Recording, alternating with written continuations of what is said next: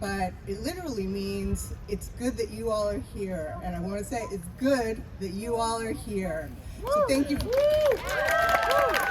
Thank you for being here today, and it's an honor to be with you, so I appreciate being invited to speak. Not sure I have anything terribly coherent to say, but I'll talk at y'all anyway. Woo! Woo! So this morning, I woke up thinking about a social media post that Joy Holland, who's the librarian of the American Indian Studies Center Library, posted a while back, and it was like, you know, one of these things she's reposting where someone says, you know, at my company, my boss has this new icebreaker thing where someone from the company has to write to the entire company, you know, once a week and give some icebreaker detail about their everyday lives. And this morning, my colleague posted, every morning I wake up furious to be laboring under capitalism. And she said it caused quite a stir. So Joy said, you know, I must be working at the right place because this wouldn't cause a stir in my workplace. And in fact, my boss might incorporate it into our, you know, routine updates at the staff meetings, which I'm definitely going to do. But anyway, what I wanted to say about it was that for the last how many days? 10 days. I have not woken up furious about laboring under capitalism. I have woken up happy. I'm happy because, you know, you all are here and you are fighting capitalism and capitalist exploitation, right? So what does that tell us? Yeah. I mean, it tells us that there isn't just us laboring under capitalism or being forced to be complicit with capitalist enterprise, but there's also resistance to capitalist exploitation, and you all are the face of it, and I'm so grateful to all of you for this. And not only are you doing it, but you're doing it so beautifully. I mean, you're out here caring for each other, feeding each other, you're doing it the right way. And you know, there's a lesson I learned some 25 years ago from the Zapatista movement. Which was that, you know, social struggle isn't just about getting to the end goal, right? And even more important than the end goal, and we will get to that end goal, yes, but even more important than the end goal can be the process itself and doing it right. So social change comes through these processes, and it's great to see you all out here doing it right. And you know, I think the Zapatistas were responding to an earlier wave of social movements. The American Indian American Indian movement was also part of that earlier wave of social struggles where, you know, there wasn't really attention to difference within the movement, right? And I think it's really important for you all out here to be keeping kind of front and center that this is a huge coalition and together in solidarity, but it isn't the same for everyone who's out here, right? It's different to be a student of color out here than it is to be a white student out here. It's different to be a woman out here than it is to be a man out here. It's different to be a queer student out here than it is to be a straight one, right? All of those differences exist here, and keeping that kind of front and center always, I think, is a really important thing to do in any social struggle. And I was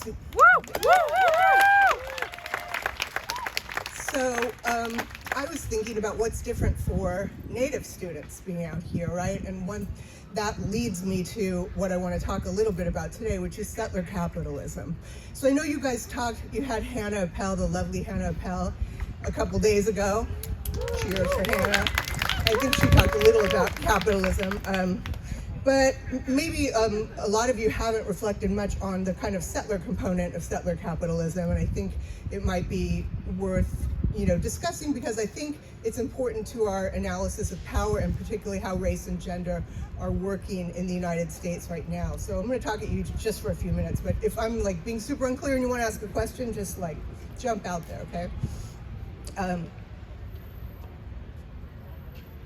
So how many of you have read some settler colonial theory?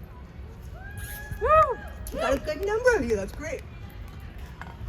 So you all know that, you know, one of the key sort of insights of settler colonial theory is that the kind of colonialism that is characterized by the states of the Americas, for example, it is different from other forms of colonialism because it's a kind of colonialism in which the settler came, invaded, and stayed, right? So some forms of colonialism, they just govern from afar, and then when independence takes place, essentially the country is returned not undamaged, but the country is returned to the original inhabitants. This country has not been returned to the original inhabitants, right?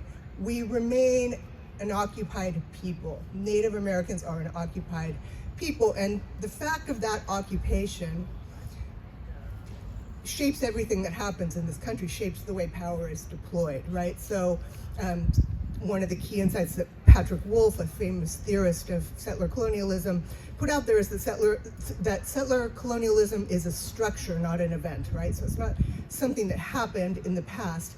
We are living in it today. And I think incorporating that fundamental understanding to our analysis of like capitalist power is important because the settler state has particular logics. The settler state brought us the logics of race and gender, the logics, better said, of white supremacy and patriarchy that did not exist here before Europeans arrived. They brought it with them, and they successively redeploy it in different kind of iterations over the course of time.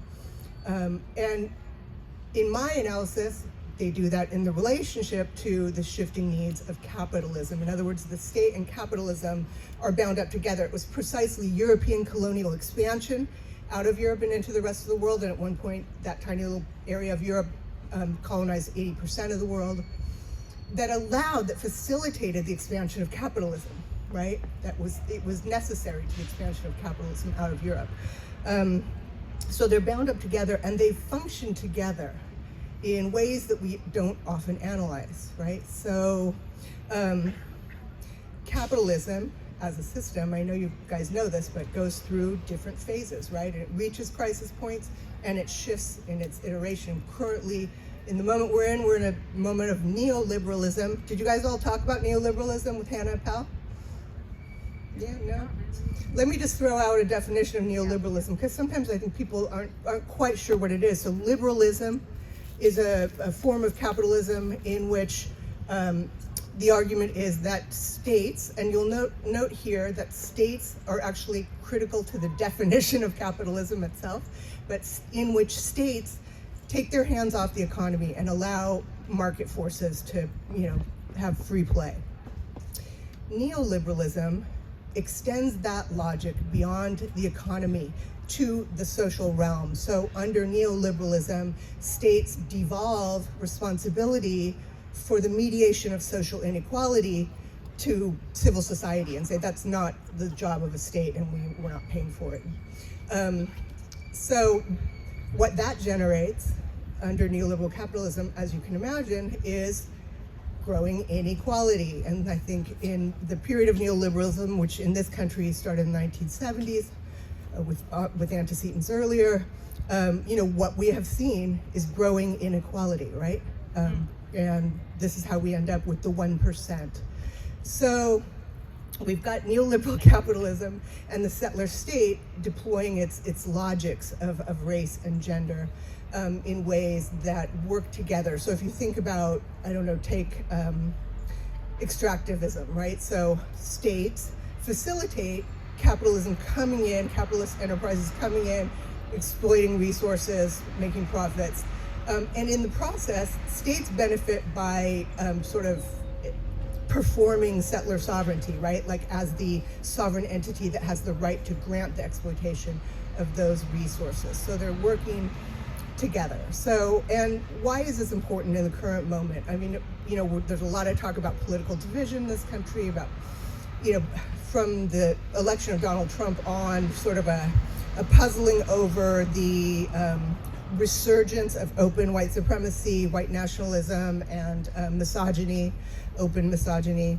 And what I think, why it's important to have a settler lens on this country is that so race and gender are structuring logics of the settler state, right? So they're fundamental to the project of ongoing dispossession and capitalist exploitation. And so because they're inherent, they're always there. We get fed a logic of kind of unilinear progress, right? We feel like we're going slowly, slower than we want, but we're slowly progressing towards better rights, better situations. And that's just not really true, right?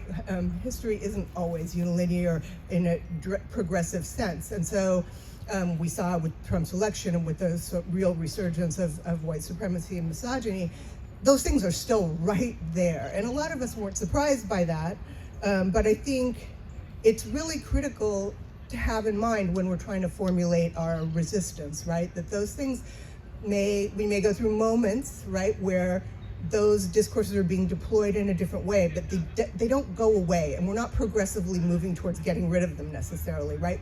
So we have to always keep our attention on how they're working at any point in time, and I think understanding how they're being utilized to facilitate a particular moment of settler capitalism. Arguably, the neoliberal moment is in crisis, and we're shifting toward another one, and therefore these kind of new deployments of all of these discourses are tied to that capitalist shift, right? And that's, we see our government shifting in relation to the needs of capitalism. So anyway, that's a lot of big picture analysis for you, but wanted to throw it out there. Thank you. Thank you. So how do we make this like a dialogue instead of me standing up here talking at you? Yeah, I can take questions. I have a question, Shannon. Yeah. So when you said that gender and race were imported into to this continent, I wonder if you think that race was imported in or if it was invented in situ.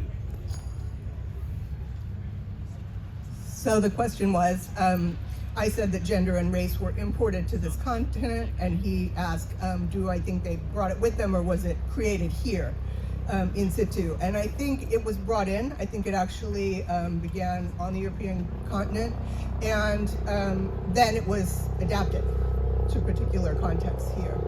And it adapts over time, right? How race is being deployed now doesn't look the same as it looked 50 years ago or 100 years ago.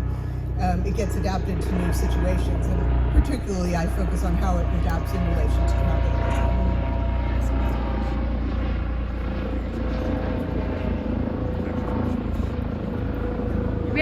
We have a question here. My question is, how can we use this analysis to sharpen our demands from the university? How can we take this big picture analysis and kind of use it to sharpen our specific context? I was afraid you were going to ask me that.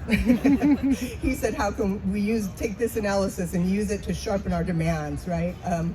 And I don't know that you can directly deploy it to sharpen your demands, other than noting that these universities are land-grant universities. They're on stolen and occupied native land, and there's a particular imperative there, a responsibility of the university system to address kind of social justice issues and to educate the public. And I think there's a growing awareness of that among university administrators and hopefully at UCOP.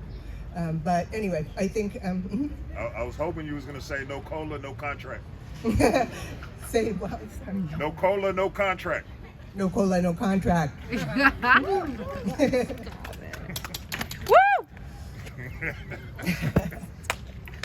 Starting trouble. Yeah, just sorry to hog the time, but I was also going to say, maybe a way to think about this is, you mentioned the Zapatistas. As being inspired by the AIM movement, and I was just going to mention that there was another movement that was an important predecessor to AIM, which was in the 1930s and 40s with Ray Rainbow and the Workers' Defense Guards during the Teamster strike. This idea that the working class is the most intersectional section of society, right? And so whenever we have this sort of false dichotomy, this vulgar economistic idea that, it's either class reductionism or it's like all of these autonomous kinds of oppression. Like, hell no, like they're the same thing, right? Class oppression and racial oppression and gender oppression are all intimately bound up with each other, right? And we see this by the most progressive elements of the working class are also the ones that suffer under these kinds of special oppression like race and gender, and so these are the people that are going to be at the forefront of any really progressive, any really revolutionary movement. Absolutely. I have a question. Yeah. So I don't know if you want to take it into the mic.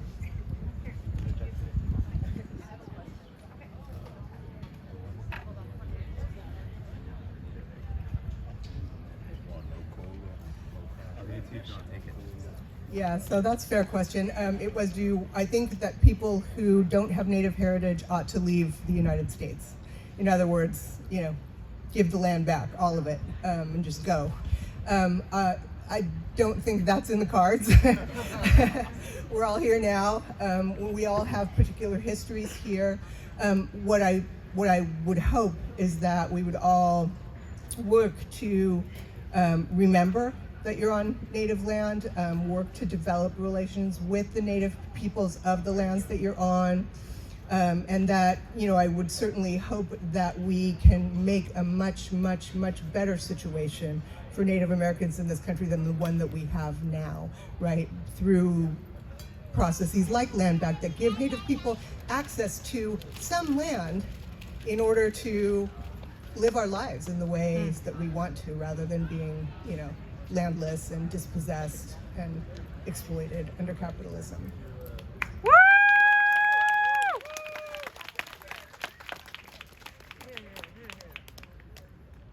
Hello? Okay. So I think the American people is definitely somewhat the heirs of McCarthyism, but what do you think can be a way for us to not be scared of Marxism and pick it up as a tool of self-defense and true liberation? Yeah. Like a Marxist over there. It's funny, in this country, Marxism isn't part of our regular educational practice, where in most other countries it actually is. I mean, it's a way of studying capitalism and capitalist economies, right? And here, ideologically, it got made into a big boogeyman and has remained so. But I think we should certainly be incorporating Marxist readings into our educational processes, because they tell us something very different about capitalism than the things we're given to read in our classrooms here. Right?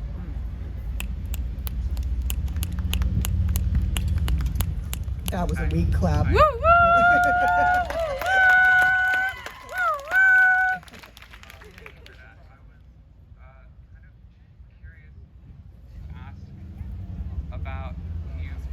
Mentioned the connection, the sort of mutually enforcing connection between the logics of race and gender and the logic of capitalism, and you called at least the race and gender logics structuring logics, and I was wondering what you sort of elaborate on what that means, and is it a structuring logic for the fundamental underpinnings of capitalism, or is it a structuring logic independently that then interacts with capitalism as an independent structuring logic, or how does that work?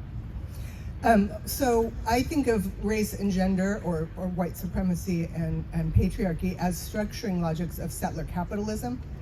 But settler capitalism is, as I said, inevitably bound up with settler colonialism is inevitably bound up with capitalism, right? So that's why I talk about settler capitalism, to make that clear, that those two things come together, right? So we can't just analyze one. And so those racialized logics, gendered logics, get deployed in order to both, create the settler process of dispossession and to justify capitalist exploitation, right?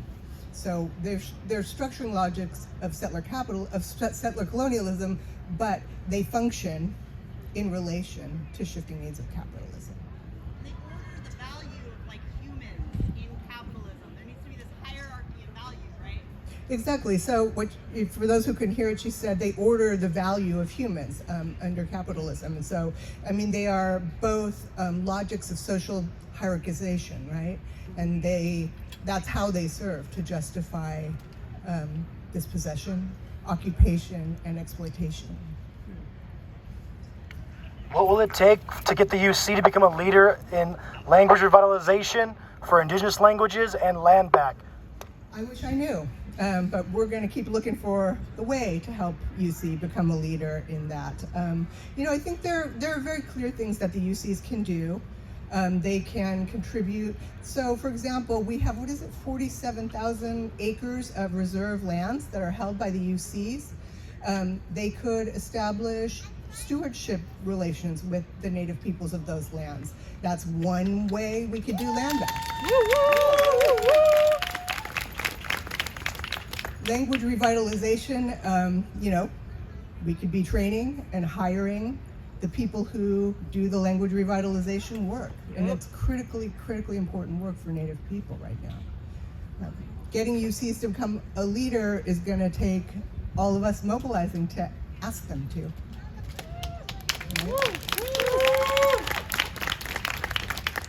Did you all see the letter from, I'm sure you've seen it, the letter from UC faculty to Gavin Newsom? Did everyone see it? It's a good letter, right? I thought that was really well done. Had a lot of interesting little tidbits and informational links in it that were handy. But I think that's us calling on them, calling on the state to provide leadership and cough up some budget for this, right? Woo! Cough it up!